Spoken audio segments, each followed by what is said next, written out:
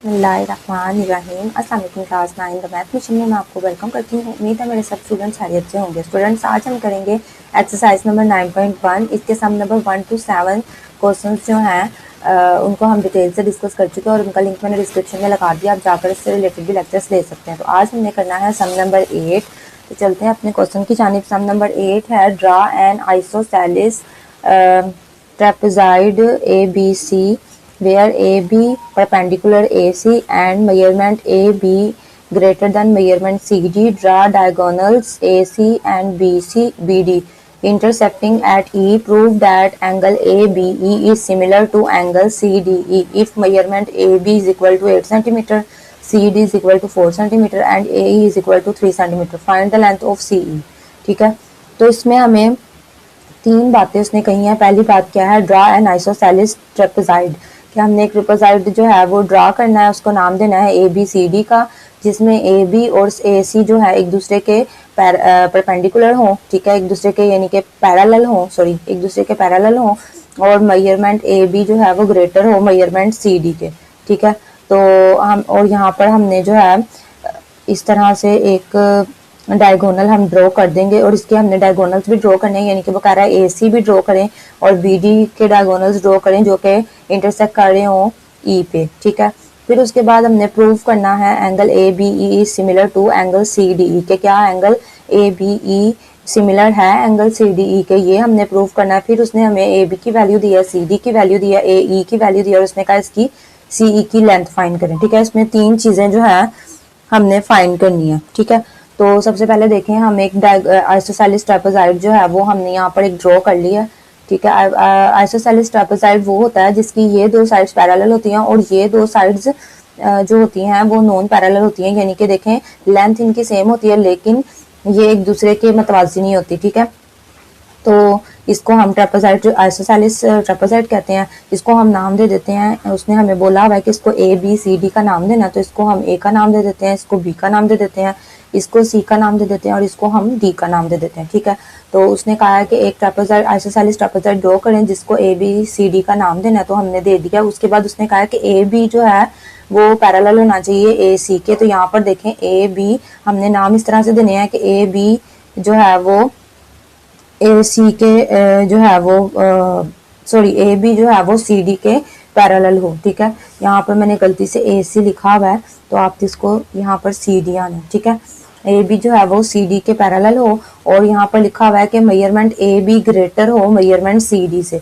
तो यहाँ पर देखें AB की लेंथ जो है वो CD की लेंथ से ज़्यादा है, यानी कि इसकी लेंथ ज़्यादा है इससे, तो ये ग्रेटर हुआ ना AB, तो AB ग्रेटर भी है CD के। ठीक है, उसके बाद उसने कहा इसके डायगोनल्स जो हैं वो आप ड्रॉ करें AC के और BD के जो कि इंटरसेक्ट करें पॉइंट E पे। तो यहाँ पर देखें हमने A और C का डायगोनल ड्रॉ करना है, यानी कि A को C से मिला देंगे, ज्वाइन कर देंगे। ठीक है, और उसके बाद हमने B और D का जो है वो डायगोनल ड्रॉ करना है, तो D को B से मिला देंगे। ठीक है, तो ये जो पॉइंट हमारे पास आएगा जो इंटरसेक्ट कर रहा है इन दोनों को वो है E। उस पॉइंट को हमने क्या नाम देना है, E, जिसपे ये दोनों का डायगोनल इंटरसेक्ट करेगा वो पॉइंट होगा E। उसके बाद अब इतना काम हमने कर लिया। ठीक है, अब हमने प्रूव करना है, prove that angle ABE is similar to angle CDE। तो हमने अब ये प्रूव करना है कि क्या एंगल ABE जो है वो सिमिलर है एंगल CDE के। ठीक है, तो ये चीज़ हमने प्रूव करनी है। तो यहाँ पर हम लिख लेते हैं टू प्रूव, कि हम प्रूव करने लगे हैं टू प्रूव एंगल ABE। यहाँ पर देखें ना, दो ट्रायंगल्स बन रही हैं, एक बन रही है एंगल ABE और एक बन रही है CDE। ठीक है ना, तो इसी को हमने प्रूव करना, तो हम लिख देते हैं prove angle ABE is similar to, is similar, similar लिखेंगे यहाँ पे, is similar to angle CDE। ठीक है, तो अब हमने सबसे पहले उसको बताना है कि AB जो है वो पैरेलल है CD के। ठीक है, ये तो हमें उसने बात क्वेश्चन में भी कही हुई है, तो यही बात हमने यहाँ पर लिखनी है कि AB जो है वो पैरेलल है CD के। ठीक है, पहला पॉइंट हमने ये लिख लेना है, कुछ पॉइंट्स के जरिए हमने इसको प्रूव कर देना है कि ये सिमिलर है या नहीं। उसके बाद हमने इसके डायगोनल्स का बता देना है कि जो डायगोनल्स हैं ए सी और बी डी का डायगोनल जो है वो इंटरसेक्ट करता है पॉइंट ई पे। तो यहाँ पर हम लिख देंगे द डायगोनल्स, यहाँ पे लिख देंगे the diagonals A C and B D. A C और बी डी के जो डायगोनल्स हैं वो इंटरसेक्ट करते हैं, इंटरसेक्टिंग एट ई, के ई पे जो है वो इंटरसेक्ट करते हैं। ठीक है, उसके बाद हमने उसको देखें, यहाँ पे बताना है ये जो हमारे पास ए ई बी और सी ई डी, यानी कि देखिए यहाँ पर जो एंगल बन रहा है यहाँ पर भी उतने ही डिग्री का एंगल बन रहा है। ठीक है, क्यों यहाँ पर भी उतने डिग्री का बन रहा है? जब इस तरह से हमारे पास टू लाइंस क्रॉस शेप में हो तो जो एंगल यहाँ बनता है वही एंगल यहाँ भी बनता है। ठीक है, क्योंकि ये ऑपोजिट एंगल्स हैं तो जो एंगल यहाँ बनेगा वही एंगल यहाँ बनेगा। तो यहाँ पर हम लिख देंगे measurement angle A E B. E को सेंटर में लिखने का मतलब है कि ई एंगल की बात हो रही है। ठीक है, तो measurement angle A E B is equal to measurement angle C E D, कि ये दोनों एंगल जो हैं वो एक दूसरे के इक्वल हैं। क्यों हैं? क्योंकि ये ऑपोजिट एंगल्स हैं। तो यहाँ ब्रैकेट में हम लिख देंगे कि ये ऑपोजिट एंगल्स हैं। ठीक है, उसके बाद देखें हमने यहाँ पर मेजरमेंट एंगल ए और एंगल सी का बताना है। तो यहाँ पर देखें जो यहाँ पर एंगल ड्रॉ हो रहा है, ठीक है, वही एंगल यहाँ पर भी ड्रॉ होगा। ठीक है, जो एंगल यहाँ पे ड्रॉ होगा, सॉरी ये एंगल यहाँ ड्रॉन है, वही एंगल यहाँ पे भी ड्रॉन है। तो इसका ये इस तरह से क्यों है? क्योंकि अगर एक लाइन इस तरह से हमारे पास है और उसके ऊपर इस तरह से एंगल बन रहे हैं, एक एंगल इस तरह बन रहा है और एक एंगल इस तरह से बन रहा है, तो ये अल्टरनेट एंगल है। ठीक है, तो अल्टरनेट एंगल्स भी एक दूसरे के इक्वल होते हैं। तो यहाँ पर हमने लिख देना है कि मेजरमेंट एंगल ए और मेजरमेंट एंगल सी जो है वो एक दूसरे के इक्वल है। तो measurement angle A is equal to measurement angle C. और ये क्यों एक दूसरे के इक्वल हैं?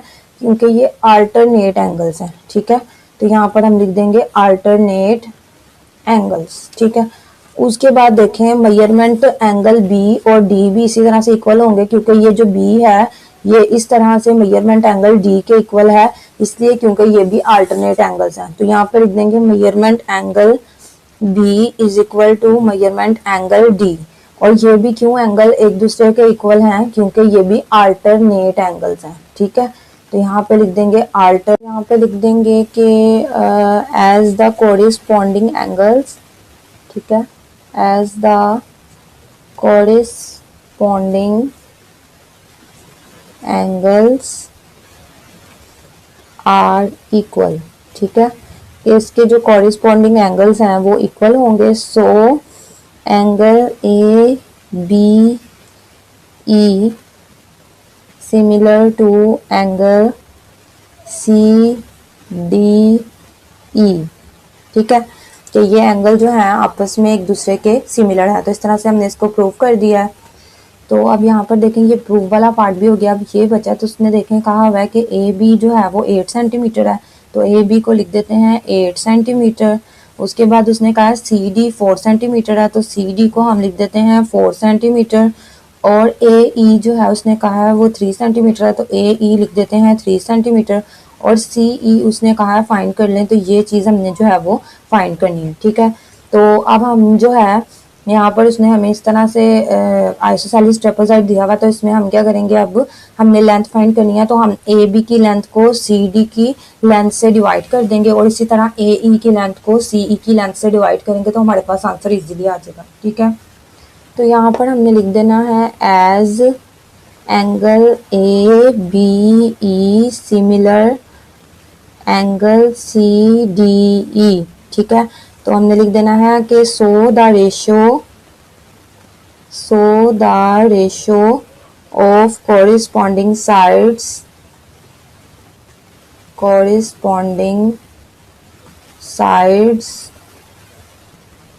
will be equal।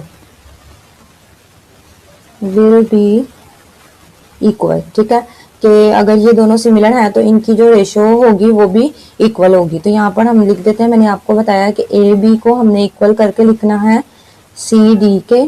ठीक है, और जो हमने उसने हमें ए ई दिया हुआ है उसको हमने डिवाइड करके लिखना है सी ई के। ठीक है, तो यहाँ पर देखें हमने क्या किया है, ये जो ए बी है इसको सी डी से डिवाइड किया है और ये जो ए ई है इसको सी ई से डिवाइड किया। ठीक है, तो ए बी की वैल्यू 8 है और सी डी की वैल्यू 4 है, तो यहाँ पर लिख देंगे 8/4।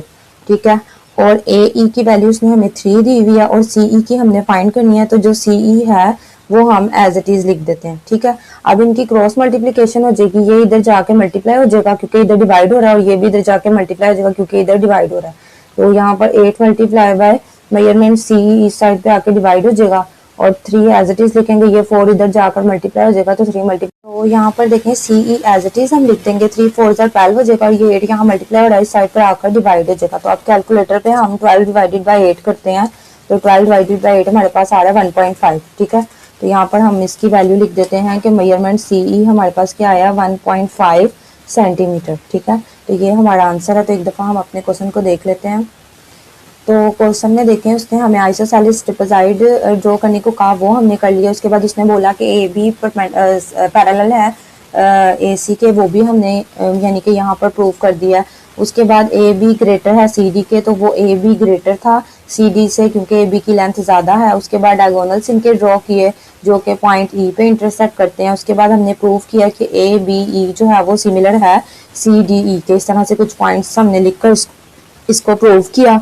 उसके बाद उसने हमें ए बी सी डी की लेंथ दी हुई थी और ए ई की, और उसने कहा था कि सी ई की लेंथ फाइंड करें, तो हमने इनकी रेशियोज को आपस में डिवाइड करके तो इसकी लेंथ हमने फाइंड कर ली और हमारा आंसर आ गया। तो स्टूडेंट्स उम्मीद है कि आपको मेरी वीडियो पसंद आई होगी और अगर आपको इससे ज़रा सा भी फायदा हुआ है तो जल्दी से वीडियो को लाइक करें, चैनल को सब्सक्राइब करें, बेल आइकन के बटन को जरूर प्रेस करें ताकि मेरी आने वाली हर न्यू वीडियो का नोटिफिकेशन आपको सबसे पहले मिले। Thanks for watching this video.